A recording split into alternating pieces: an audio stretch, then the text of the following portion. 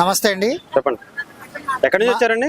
మేము పశ్చిమ గోదావరి జిల్లా తాడేపల్లిగూడెం నియోజకవర్గం అండి. మాది పెంటపడి మండలం. ఓకే. దేని గురించి వచ్చారండి? ఇక్కడికి అక్కడి నుంచి బండి వేసుకొచ్చారా? బండి వేసుకొచ్చామండి. ఓకే. ఇక్కడ మా వికలాంగులు సోదరులు పెన్షన్ మరి నడిచే వాళ్ళకి 15,000 ఇస్తున్నారు. మేము పూర్తి వికలాంగులం అండి. ఎవరు కూడా మేము కింద దిగితే మా ఒళ్ళంతా టెస్ట్ అయిపోతుంది. ఓకే. దాని గురించి మరి మన పంచాయతీరాజ్ శాఖ మంత్రి డిప్యూటీ సీఎం గారికి తెలియజేద్దామని వచ్చామండి. ఓకే. అలాగే మా గ్రామంలో కూడా కొన్ని విషయాలు ఉన్నాయండి. ఆ విషయం కూడా తెలియజేయడానికి వచ్చాం. అది ఏంటంటే మేము పంచాయతీ నుంచి పర్మిషన్ తీసుకున్నామండి ఎన్టీ రామారావు బొమ్మ పెట్టడానికి. అక్కడ ఎంఆర్ఓ ఆఫీస్ నుంచి తహసీల్దారు, తర్వాత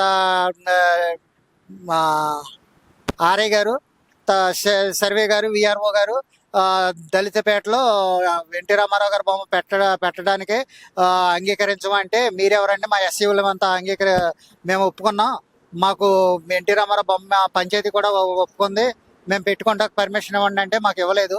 ఆ విషయం కూడా మరి డిప్యూటీ సీఎం గారికి పవన్ కళ్యాణ్ గారికి తెలియజేద్దామని వచ్చాము.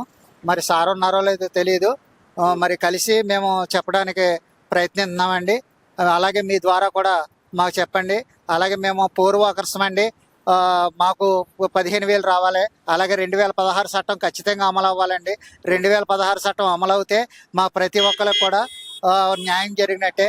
మరి మేము కూడా డిగ్రీలు పీజీలు చేసిన వాళ్ళం ఉన్నాము. మాకు జాబ్ అవకాశం యువకాలంలో కానీ లేదా వేరే పోస్టింగ్లో కానీ మాకు కల్పించమని డిప్యూటీ సీఎం గారి ద్వారా మరి అడిగి వేడుకుంటున్నామండి.